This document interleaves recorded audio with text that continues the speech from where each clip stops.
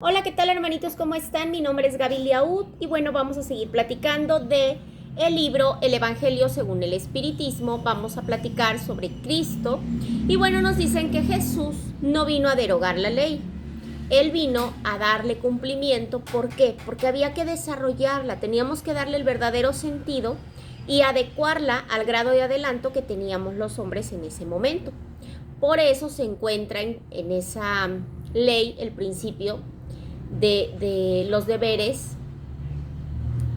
con Dios, con el prójimo, porque esa es la base de la doctrina. En cuanto a las leyes de Moisés, bueno, Jesús las modificó profundamente, eso es cierto, y lo hizo en el fondo y lo hizo en la forma. ¿Por qué? Porque él tenía que combatir todas esas prácticas exteriores y las falsas interpretaciones. Recordemos que el ser humano siempre abusa hasta de lo más sagrado. Entonces él lo que hizo fue reducirlos, como por ejemplo el que dice, amarás a Dios sobre todas las cosas y al prójimo como a ti mismo, añadiendo, esta es toda ley y los profetas. Claro, si él está diciendo que esto es lo que hay que hacer, bueno, pues es lo que hay que hacer y no estar cuestionando por los designios de Dios. Con estas palabras, el cielo y la tierra no pasarán sin que todo se haya cumplido y mientras quede una sola jota, decía el hermanito Jesús, pero él lo que quiso decir es que era preciso que la ley de Dios se cumpliera, ¿sale? Es decir, todo lo que dice en la ley de Dios nosotros lo tenemos que cumplir, lo tenemos que practicar, todos los que estamos aquí en la tierra, y tenemos que servir sin estar cuestionando a Dios, sin estar cuestionando a nuestro Padre. Porque ¿de qué serviría haber establecido esa ley si tenía que quedar nada más como un privilegio de algunos hombres o a lo sumo de un solo pueblo?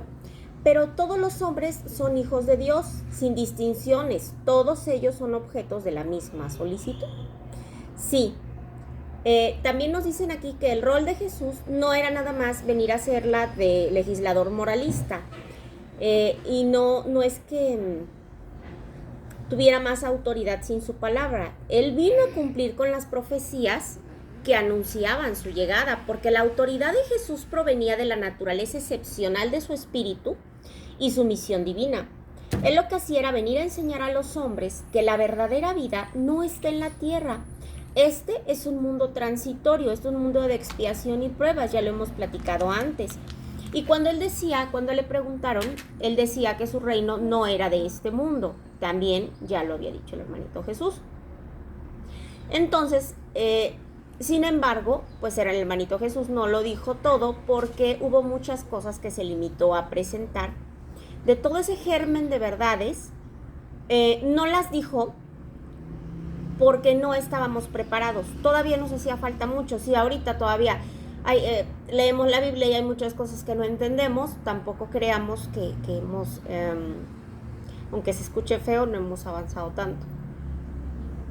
Para captar el sentido oculto de las palabras del hermano Jesús, era preciso que esas ideas nuevas y esos nuevos conocimientos vinieran a aportar la clave. Y esas ideas no podían venir antes que el espíritu humano alcanzara cierto grado de madurez, porque recordemos que a eso venimos, a crecer, venimos a evolucionar y poco a poquito nosotros vamos a ir avanzando. La ciencia tenía que contribuir poderosamente al nacimiento y al desarrollo de esas ideas, y así había que darle el tiempo necesario para poder progresar. El espiritismo es una ciencia, ya lo hemos platicado, no es una religión, no son cartas adivinatorias, no es brujería.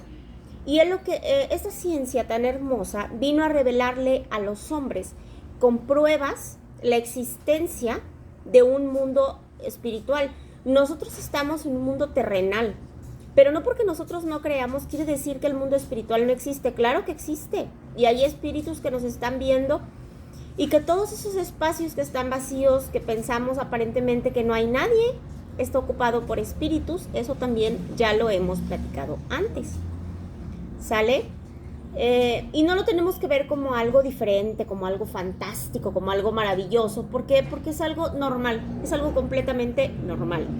A todas esas relaciones Cristo hace alusión en diferentes circunstancias, y por eso dijo que había muchas cosas que eran inteligibles y que habían sido falsamente interpretadas. ¿Por qué? Porque nosotros tratamos de interpretar como pudimos, pero la realidad es que no siempre hacemos las cosas como deberíamos. En la ley del Antiguo Testamento, esta persona, en Moisés, sí, está este hermano, pero el Antiguo Testamento está personificado por Moisés, y en el Nuevo Testamento pues tenemos a Cristo. Pero el espiritismo debemos de saber que es la tercera revelación de Dios. No es que esté personificado en algún individuo. Sabemos que el codificador de la ciencia del espiritismo científico pues es Allan Kardec, y que su producto pues es la enseñanza que se imparte por los espíritus. Todo lo que se enseña en el espiritismo no son deducciones, no son cosas que alguien vino y se inventó. Todas son comunicaciones de los seres de luz, son las voces del cielo de todos esos hermanitos que nos quieren a nosotros ayudar a progresar. El espiritismo es de alguna manera un ser colectivo que comprende el conjunto de los seres del mundo espiritual, y cada uno pues puede hacerlo según lo decida, porque recordemos que todos tenemos libre albedrío. Entonces nosotros vamos a decir cómo queremos ir avanzando, si nos vamos a estancar, si vamos a desperdiciar el tiempo precioso y nos vamos a seguir quedando en tercera dimensión. Así como Cristo dijo: no vengo a derogar la ley, sino a cumplirla. El espiritismo dice también: no vengo a derogar la ley cristiana, sino a cumplirla. No enseña nada contrario a lo que Cristo enseñó. Entender espiritismo es más fácil que la Biblia. ¿Por qué? Porque en este libro, el Evangelio según el Espiritismo, nos hablan mucho de la Biblia y nos explican muchas cosas que en su momento no hemos podido entender, o que a lo mejor alguien llega y te platica: mira, es que esto así, así, pero te platican según lo que ellos entienden, no lo que realmente es, no lo que Jesús quiso decir. Y hay gente que es sincera y te dice: bueno, yo considero, y ya te dan su opinión, pero te previenen, te alertan: yo considero. No lo hacen como si fuera su opinión una verdad absoluta. Hay otras personas que sí. Pero entonces el espiritismo lo que hace es que viene a cumplir en los tiempos predichos lo que Cristo anunció, y a preparar ese cumplimiento de las cosas futuras, y por consiguiente es obra de Cristo. Él mismo la preside, y preside lo que también anunció, que es la regeneración que se opera y que prepara el reino de Dios en la tierra, ¿sí?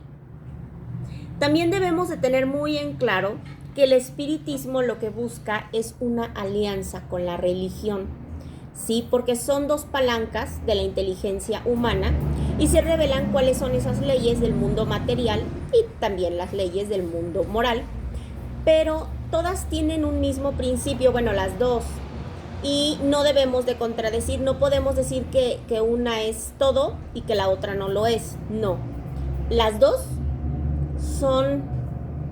deben de estar juntas, son parte de lo mismo, ¿sale? No podemos negarlas. La incompatibilidad que se ha creído ver en estos dos órdenes de ideas se debe a una falta de observación, nos dicen los hermanitos de luz, y al sobrado exclusivismo de una y de otra parte. De ahí el conflicto del que han nacido la incredulidad y la intolerancia, ¿sí? Ha llegado los tiempos en que las enseñanzas de Cristo tienen que tener un complemento. ¿Y cuáles son las enseñanzas de Cristo? Todo lo que hemos visto en la Biblia, todo eso. Pero el complemento es el espiritismo. La ciencia tiene que dejar de ser materialista y tiene que tomar en cuenta el elemento espiritual. La religión debe de ignorar las leyes orgánicas e inmutables de la materia, y en que ambas fuerzas apoyadas una en la otra van avanzando. Las dos son parte de lo mismo, debemos de ir en armonía, prestándose mutuo apoyo una con la otra. Entonces, como la religión ya no va a ser desmentida por la ciencia, van a tener entre las dos un poder que va a ser inquebrantable, porque estará de acuerdo la razón y entonces ya no habrá ya no se estará imponiendo una irresistible lógica. Fíjense qué importante es que entendamos esto.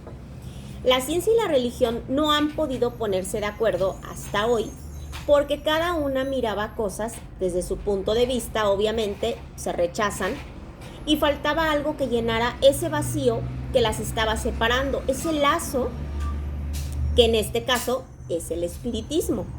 Una vez que esas relaciones fueran constatadas mediante la experiencia, se hizo una nueva luz y entonces la fe dirigió la razón.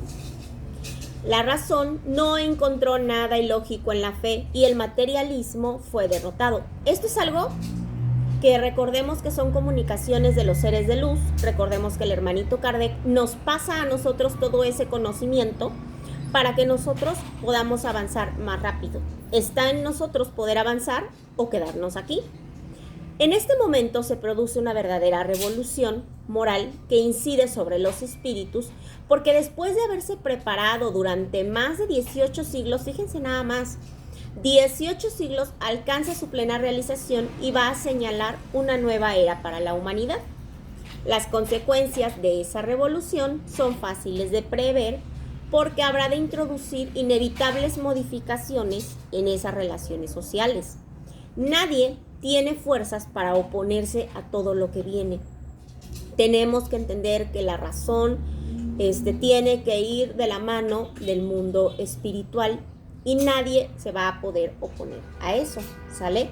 Todos tenemos que avanzar, todos tenemos que progresar porque a eso venimos. Creamos o no creamos, todos tenemos que seguir avanzando. Y bueno, nos dicen, las instrucciones de los espíritus nos hablan de la nueva era. Nos dicen que Dios es único y que Moisés es el espíritu que Dios envió en misión para darnos a conocer que no solamente los hebreos, sino también que los pueblos paganos pudieran aprender este conocimiento, porque el pueblo hebreo fue el instrumento del que Dios se valió para hacer su revelación a través de Moisés, los profetas, y todas esas vicisitudes que se presentaban en el pueblo tenían a propósito impresionar la vista de los hombres y rasgar el velo que les ocultaba la divinidad. Acordémonos de que en ese momento había muchas cosas que no se aceptaban y era mucho más fácil espantarse por todo lo que no sabemos, todo lo que no conocemos, pues uno se espanta. Con todo, pues sabemos que están los 10 mandamientos, que están en la Biblia y que no dejaron o sea, que es algo que no va a pasar. Eso es algo que está vigente hasta nuestros días, porque la moral que Moisés enseñó era apropiada a ese estado de adelanto en que se encontraban los pueblos. ¿Sí? Eso es algo que ya lo sabemos. Estaba llamada, ¿para qué? Para regenerarnos, para que nosotros podamos seguir avanzando. Recordamos que el hermanito Jesús siempre decía, en la casa de mi padre hay muchas moradas, y se refería a eso, a muchos mundos, a muchos planetas. Nosotros estamos en la Tierra y la Tierra es de los mundos más bajos, es de los mundos más atrasados y tenemos que seguir avanzando, pero para poder hacerlo tenemos que aprender a amar al prójimo. Todo se resume en amor. Ve y practícalo. La inteligencia de esos pueblos, notable respecto a las cosas materiales, aún respecto a las artes y a las ciencias, estaba muy atrasada en moralidad y no se hubiese sometido al dominio de una religión que era absolutamente espiritual. Recordemos que todos tenemos que seguir avanzando, todos tenemos que seguir creyendo, tenemos que depurarnos, tenemos que ser mejores, porque eso es lo que nosotros necesitamos. ¿Cómo le vas a pedir a tu hermano que te perdone si tú no sabes perdonar? ¿Cómo le vas a pedir más bien a Dios que te perdone si tú no sabes perdonar? ¿Cómo le vas a decir ayúdame si en tu corazón no nace ayudar? O sea, si se trata de ti, entonces sí hay que ayudarte, pero si se trata de que tú ayudes a alguien, no ayudas y todavía te atreves a preguntar, ¿yo qué gano? O sea, ¿ven qué importante es la caridad?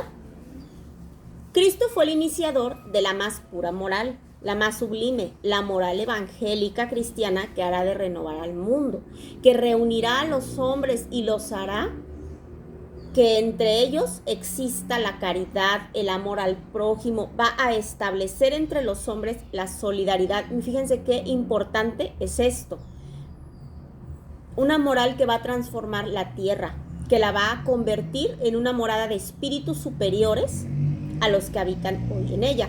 Ahorita estamos en tercera dimensión, estamos muy atrasados. La tierra en este momento es de los mundos más atrasados, pero aquí nos dicen que van a empezar a habitar hermanitos más adelantados. Y si nosotros queremos seguir progresando, bueno, pues tenemos que hacer caridad, tenemos que ayudar al prójimo y tenemos que hacer todo lo que en nuestras manos esté.